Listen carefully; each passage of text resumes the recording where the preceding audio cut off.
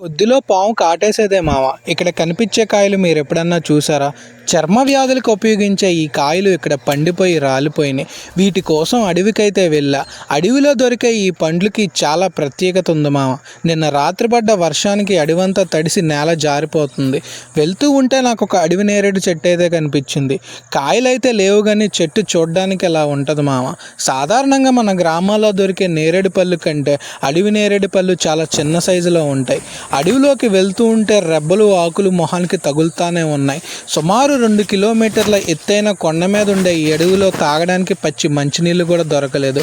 మొత్తానికి కొండపైన ఈ చెట్టు అయితే కనిపించింది మామ. దీన్ని ముష్టి చెట్టు అంటారు.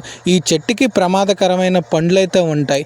పొరపాటున ఇవి తిన్నామంటే మనిషి అనేవాడు చచ్చిపోతాడు. కింద రెబ్బకున్న పండుకాయలు కోస్తా ఉంటే పై రెబ్బ మీద అడవి పసరపాము అయితే ఉంది మామ. నేను చేసిన అలిగిడికి అది కింద రెబ్బ నుంచి పై రెబ్బ మీదకి అయితే వెళ్ళిపోయింది. సాధారణంగా అడవుల్లో ఇలాంటి చెట్ల మీద ఇలాంటి పాములు ఉంటాయి. వీటిని అడవి పసర పాములు అంటారు. చెట్లలో ఉండే పురుగు పుట్ర తిని బతుకుతుంటాయి మామ. ఇంకా అది దాని పాటికి అది వెళ్ళిపోయింది. ఇంకా నాకు చేతికి అందినంత వరకు పండుకాయలు అయితే కోసుకున్నాను. చిటారు కొమ్మను ఉండే పండుకాయలు అందకపోగా నేను రెబ్బలనైతే గట్టిగా ఊపాను మామ.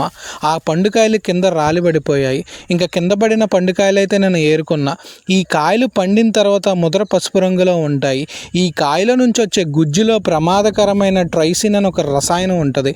పొరపాటున అది మన ఒంట్లోకి వెళ్ళిందంటే నరాలు కండరాలు చచ్చిపడిపోయి మనిషి అనేవాడు చనిపోతాడు. కాయలు పచ్చిగా ఉన్నప్పుడు చూడడానికి ఇలా ఉంటాయి మామ. ఈ అడవిలో నివసించే గిరిజనులు ఈ కాయల్లో వచ్చే గింజల్ని ఎండబెట్టి మందుల కంపెనీలకు అమ్ముతారు. తద్వారా వాళ్ళకి లబ్ధి చేరుతుంది. సాధారణంగా ఈ చెట్లు గ్రామాల్లో కనిపించవు. దట్టమైన అడవుల్లో కొండల్లో మట్టుకే ఉంటాయి మామ. మీకు చూపించడానికి ఈరోజు అడవికైతే వెళ్ళాను. నా వీడియో నచ్చితే ఖచ్చితంగా లైక్ చేయండి. మరిన్ని వీడియోస్ కోసం సబ్స్క్రైబ్ చేసుకోండి.